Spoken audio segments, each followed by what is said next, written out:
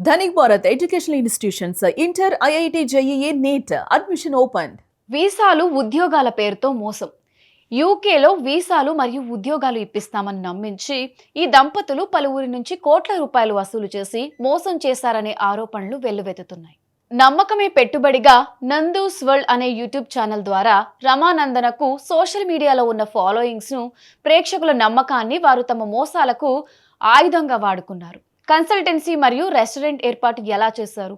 వీరు the destiny recruitment and staffing solutions అనే consultancy ప్రారంభించి దానికి మధుకర్ ఎండీగా వ్యవహరించారు.